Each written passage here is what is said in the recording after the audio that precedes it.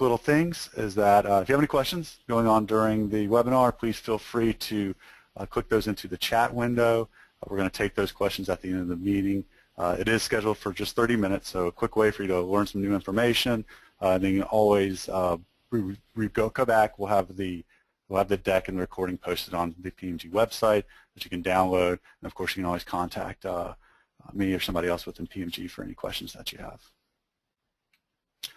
All right. So what does it mean to be a power broker? Well, if images that come to mind or the people in government are making bills get done, right? The Kevin Spaceys of House of Cards, people like that that have influence and are people that control decisions that are made. This applies not only to government but also things in real estate, things in investment. People look at these power brokers as oracles, or people that are deciding where money should be spent, where people should invest time and resources into to get things done. And at PMG, we've actually been talking about this for quite a few years. As IT needs to be that. IT needs to be able to do that through the means of a service catalog. But what's happening is now in the industry, it's starting to get picked up more and more. In fact, as you can see their quote there from Gartner, and other analysts as well too are starting to say, okay, IT isn't just supplying the services that they've always just done in-house. They're actually being a part of brokering services both internally and externally as well. So whether that's working with the HR team to do onboarding or working with the infrastructure team to determine how they're going to spin up cloud servers, or if they're working with the marketing team to figure out how they're going to get collateral to a certain location or set up a web server so that they can run a campaign online. All those things are where the IT department is starting to get more involved in acting as a power broker to those different departments and to those different people within the company. So how does this happen when there's not a broker involved? And some of you all may be experiencing this today. A business group within the company needs to go and acquire some type of service. They think that they're trying to do onboarding, and they think they need to go out and get an HR tool. They think that, okay, that's going to give me everything that I need from recruiting to, once we get them in recruiting, we can put them into the HR system, and then it's done. And that might be as far as the HR team is looking at that time. What they aren't doing is they aren't involving anybody else that can help talk about, okay, what is the business impact that's going to be put in place here? That decision has been made. Now, if you go with that application, IT is then set that has to support that application that's been provisioned. The business now is stuck in whatever decision was made, right? So anytime you're making a purchase or company's making a purchase, they're going through their RFIs, their RFPs. They may make a decision to go with a certain vendor or provider, and then they're stuck in that for X number of years until they can do a completely reevaluation. So by working alone and not having any type of information being provided by the IT or the service brokers, it's very limiting in the amount of opportunities and the options that are going to be available to that group. So what does that look like when you have a power broker involved? Well, that's when you're bringing in somebody who is familiar with services that are getting done within the company, right? Because of IT touches all departments, so they're aware of services that are getting provided. They know that there are dependencies amongst different applications that are in use. They know about things that are painful within the company, where users are having issues, or where users need to, would like to see improvements in the way things are done.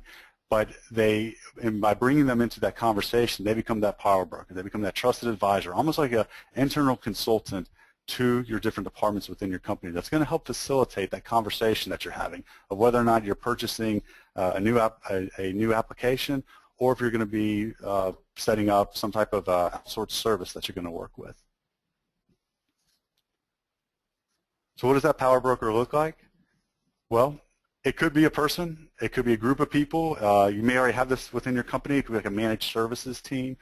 But what it is there's a skill set of the people or the person that is a visionary thinker, someone who's looking at not just the short-term win, not just what the immediate problem is, but looking at a holistic solution for any problems that your company's ongoing with right now. And they look at how can we leverage things across departments so that we can provide us the right solution, the right answer as we move forward on any decision that we're going to make. And what also comes with them is a technology side, right? So if you think about a carpenter, you want them to build a house. Well, they're going to have the skill set to know how to build a house. They know how to swing a hammer, but they may not have the tools that they need. And that's another key part of being that power broker. So you need a piece of technology that's going to be allowed you to be able to focus on the end user experience. Something's going to be adaptable, something that's going to be able to integrate with your current systems and your any new systems that you bring on, and also have a way of doing reporting. So that tool, that technology, actually becomes a platform to facilitate the conversations that you're having with these different departments. So the IT broker comes in with their skill sets of the personal skill sets, as well as having that technology tool in their back end, in their kind of in their their tool belt to be able to have those conversations. So let's actually walk through a few examples of what that would look like. So in one scenario, we have right here, we're talking about brokering cloud environments. So we have a company, and they are dealing with shadow IT right now. Users need to spin up a cloud server. They need some type of environment so they can try out some new apps. They need to set up a web campaign, something along those lines. There's not much governance around that. There's not much control around that right now. And users are just going out and they're ordering them on their own. Maybe they're going to Amazon and they're just spinning up their own servers, and then they're expensing that server out.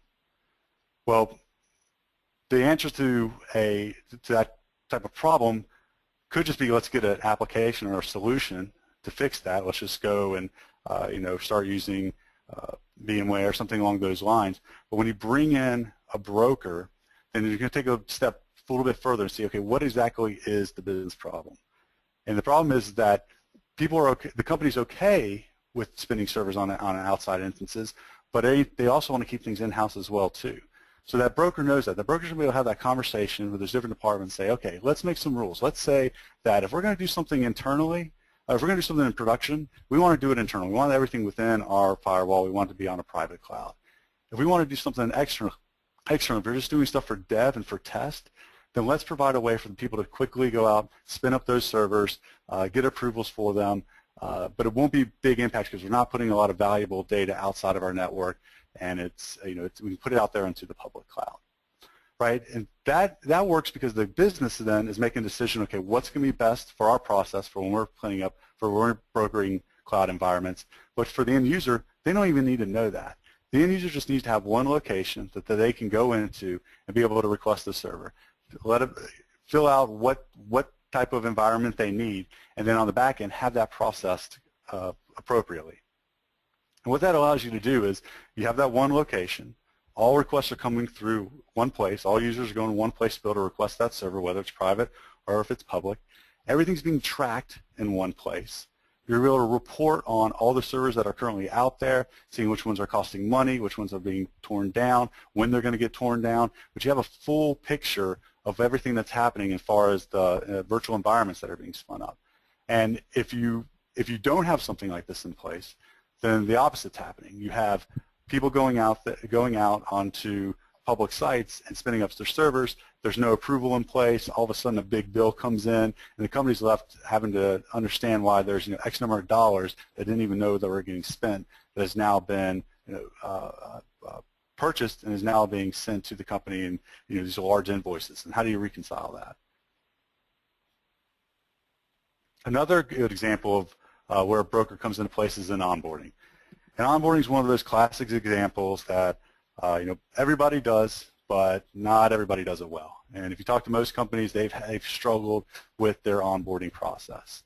And this could be another instance where HR goes out, they say, okay, we need to get an onboarding tool. They look at a few onboarding tools. They see some really cool things that allows me to do recruiting really well. I can send these emails. It helps me figure out drug testing. It helps me figure out the right government documentation done to that level. And then it stops, right? What happens afterwards? And that's where the IT broker really comes into play. They're going to look at the holistic service. They're going to say, okay, HR, you are doing the great job of figuring out who we need to be recruiting and bringing on. But once you've found that person, what happens next? Well, a lot of things could happen. We need to create an account for that user. Maybe we need to give them an exchange account. If they're a contractor or their employer, they treat it differently. If they're a contractor, do they get a webmail? If they're an employee, do they get an Outlook client on their computer? Do they get a laptop or not? Do they need access to certain different systems? And these are things that wouldn't necessarily be considered if HR is just looking at buying a tool for what their needs are. By being the power broker, you're coming in as IT, having that knowledge of all the entire process and the different things, the dependencies that are going to be incorporated with just onboarding a user, whether that person is a contractor, employee, temporary, you name it, you have the full view of what that process looks like. So by doing so, you have the ability to start consolidating those into simple services so people can go in and request in one place. They have a way to be able to report on that. So if you are onboarding people and you're giving them laptops, you're procuring laptops for them, being able to track, okay, these number of people are going to get leasing these laptops for X number of time, and all that information is getting consolidated and it's going to be reportable within one location. And one other thing to keep in mind is, a lot of our companies are Fortune 500, Global 2000 companies. They didn't get there alone just by being one company just growing, growing, growing. A lot of these are acquiring other companies as well too. Or they might have acquired 6 or 7 other companies as they've grown and expanded. And it takes a long time for all those things, all those different Active Directories, those different LDAP tools to all be consolidated into one location. And it could take years to get something like that done. Yet, as the power broker, you know that there's a process for a certain group, there's a process for another group, and you're able to put that within one location so that as the HR onboarding services put it into place, you're going to help define what that logic is and what the business processes are so that you are able to create accounts where they need to be created. You're able to put in the business logic that says contractors stay in, have access to systems for X number of days, or they have to be removed after 90 days. Those are the types of things that you'll be able to help facilitate those conversations as different departments and different companies are evaluating different tools. Finally, a third scenario to look at, and one that I'm seeing a lot of these days, a lot of growth here, is in brokering services to external clients. And what I really like about this one is that people tend to think of IT providing services only to their internal group, right? I need to get a laptop. I need to, get access to a certain system. Maybe it's a self-service password reset. Those different things that are happening internally. But when you flip that and you start expanding that actually out to your external users, then you're providing them a portal to be able to go in and request services as well too. And these could be things like your partners, your business partners saying, hey, I need an invoice for last month, or I didn't receive it yet, or can I get a forecast of what the invoice may look like in the upcoming month. I need access to a certain system or a certain SharePoint site or something along those lines so that I can do the work that I need. Maybe they just need general help, but they need a place that they can go in and request those types of services. Now today, it may be just a customer rep that they call or somebody that they email, but how much better would it be if they actually have a portal where you're providing the same type of self-service and tracking and knowledge of requests that are being done internally and expanding that to your external users as well. And when you focus like that on an external user, you're going to put a lot into that user experience, right? When you have clients coming in and customers coming in and using your website and your portal to be able to request services, you want to make it as easy as possible for them. You want them to enjoy that experience. And when you have that type of focus for the external users, then that then influences what the internal portal will look like as well. So you're going to be focusing on the user experience. Yeah, it's not just going to impact those external users. It's also going to impact those internal users as well too, and increase the aesthetics, how easy it is to track things, how easy it is to order things, all within one portal and one tool.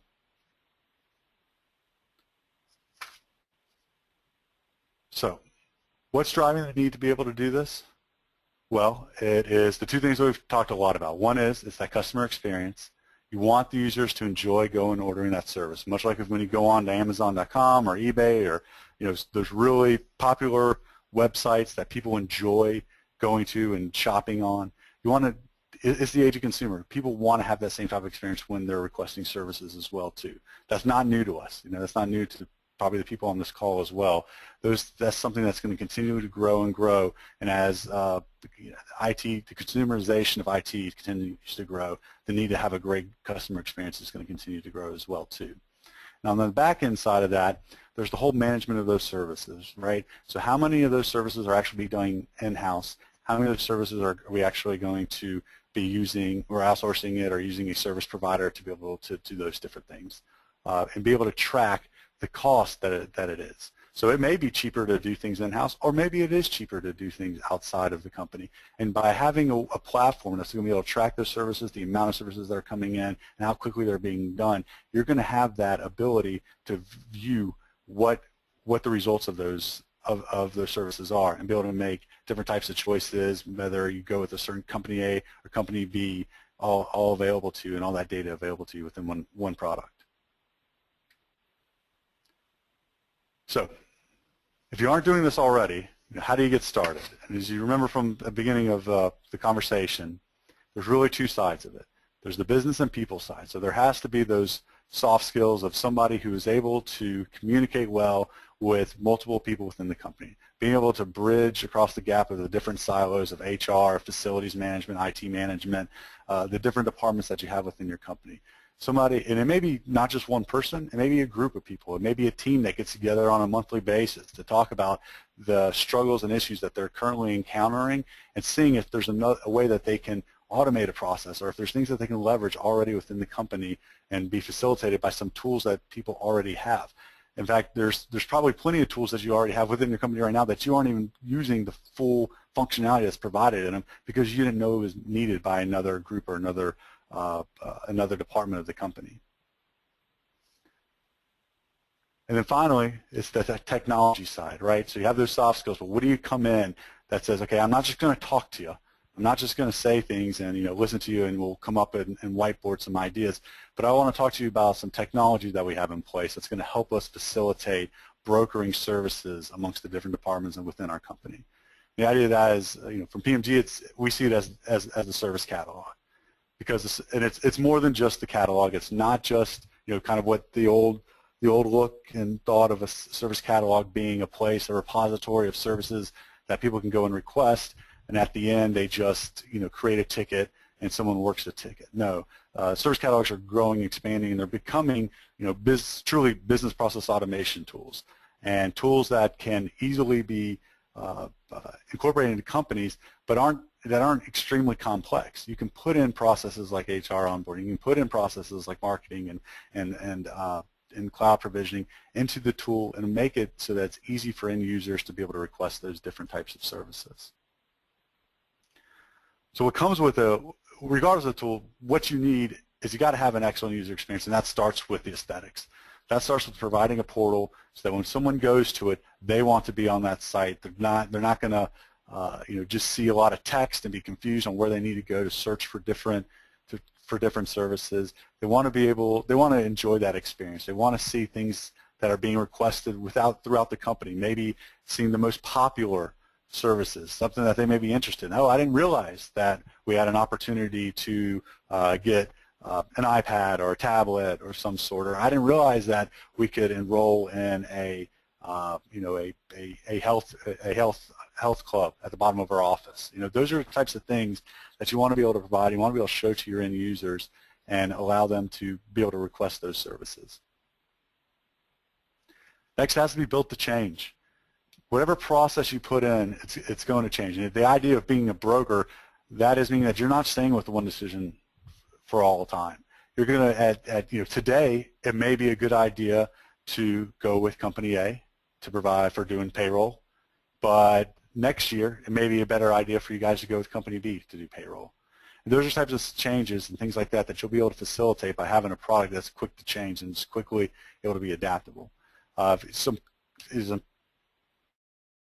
that you might even think about is, say you have a process that currently goes through manager approval, and then it goes through director approval, and then it goes and creates that account. So a new user comes on, it has to go through 2 levels of approval. But you're finding out that every time it goes to that director approval, it's taken X number of days to get completed.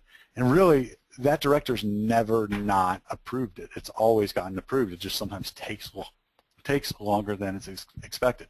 So a quick change to that is saying, okay, instead of this being an approval process, let's make this just an email notification to that director. At the same time, it could be applied to something more on the back end with your infrastructure.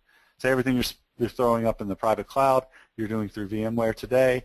You may choose to work with OpenStack in the future. If you can quickly change those things out when using different service providers, you have the ability to do so. Now, the end user isn't impacted by any of that. They're still going to the same portal. They're still requesting the same service. They're still getting the same level of value from requesting a cloud environment as they were before the switch was done on the back end. It's actually, probably very little of that's known that there was even a change that was done. And also, you want to have governance control. You want to make sure that anything that's changing within the system, that you're auditing that you're logging that, and you're reviewing it to make sure that you aren't impacting other systems at the same time too, or you aren't impacting other services as well. You want to track and monitor. This is where SLAs come in. This is where, there's so much discussion right now about metrics because there's so much data that's out there, and it's trying to understand, okay, now we have all this data. What are we going to do with it? How are we going to utilize SLAs, OLAs to make different decisions and make determinations on how we're going to run our different business processes? And by having a platform that allows all services to flow through it, you're going to be able to look at a high level of whether or not services are being done correctly and hitting different SLAs. So if we look, let's talk about onboarding. If for some reason it's taking a long time for a laptop to get procured, that may be something specific to the service that you want to dive into to look into. But you don't want to have to check that and then also check is AD getting created all at the same time, is my access getting provisioned all at the same time or quickly enough. So there's a bunch of different individual reports that could come out of that. Instead, what you want is you want a more holistic view. And so by somebody who's ordering a service and it's going across multiple departments, going across, integrating with multiple applications, you're going to get that high-level view of, is onboarding working? Is onboarding hitting this SLA? Is it hitting its OLAs? And if so, we're good. If not, let's dive deeper into the different types of reports that we want to look at. Because as I mentioned, with the proliferation of so much data out there, you need to have a way to be able to report that easily and make action on those reports easily. And then the final thing is reporting on costs. As your maturity of your services continue to grow, you're going to start learning about the cost that's associated with each one of the services that you're providing. So if you're onboarding an employee, it costs X number of dollars. If you're spinning up a server internally or externally, it's costing X number of dollars. You need to show that information to your end users so that they are aware that these things that I'm doing, these actions that I'm taking, they have an impact to the company. It's going to affect the bottom line. And at the same time, all that information needs to be able to be rolled up and reportable to the leadership so they can look at to see, okay, where is our money going? Where do we have X number of laptops currently being leased out right now? And that's the reason that we have the large invoice that we have on a monthly basis.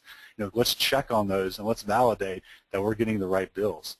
And by having your services all in one place, by having your services moving through one platform, then that's going to give you the visibility that you need to make those types of decisions.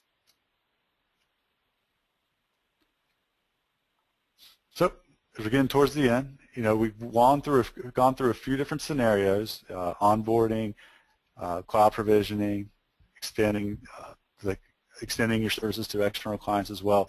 Starts to show you that there's the idea that IT is becoming more than just what has been in the past. It's becoming the power broker. It is the one that's going to have a lot of influence on decisions that are being made within the company, and it crosses all different departments. It's your cloud service providers. It's your service catalog, it's your ITSM tools, it's your identity management tools, it's your marketing group. They're figuring out, accounting group, if they're going to be kicking off audits of different branches within different states and things like that. That by being that service broker, you're able to bring in the expertise and knowledge that you have to help facilitate those conversations as decisions are being made on what the right tools are and what the right processes are to be able to manage those things. So I think I went kind of fast, but I think we're right about on time. It's 1:57 right now, and I will open it up to see if we have any questions.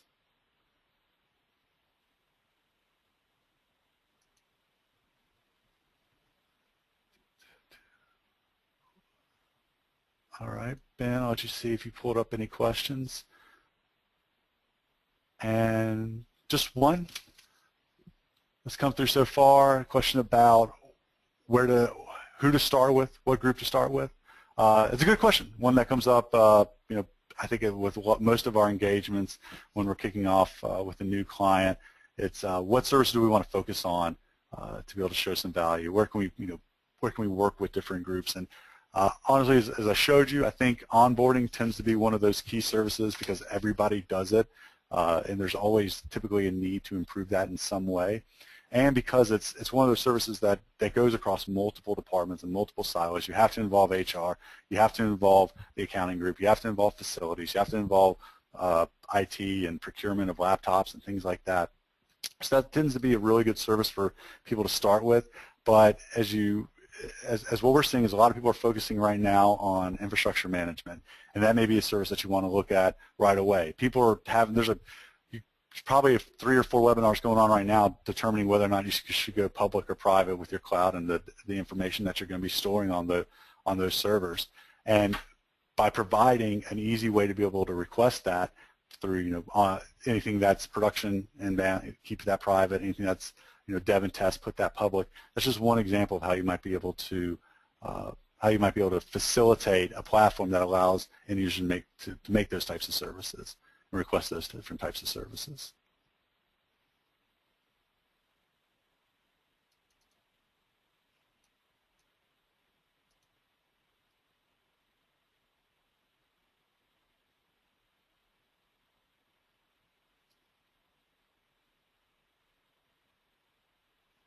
All right, and then I think we have a good question here. It says, I'm trying to pull it down. It's stuck in there. All right, how is a service power broker is different than a managed service provider?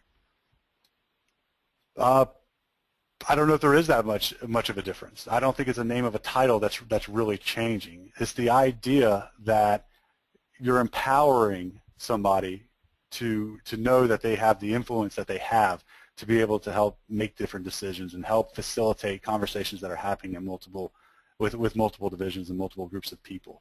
It's bringing in that expertise of knowing that we have all these things already in-house. What can we do in-house that's very well? What do we need to outsource to an external service provider? So I don't think there is that big of a difference between a managed service provider and a power broker. It's more of realizing that the managed service provider has the opportunity to do those types of things and should be looked to as an advisor for making those types of decisions.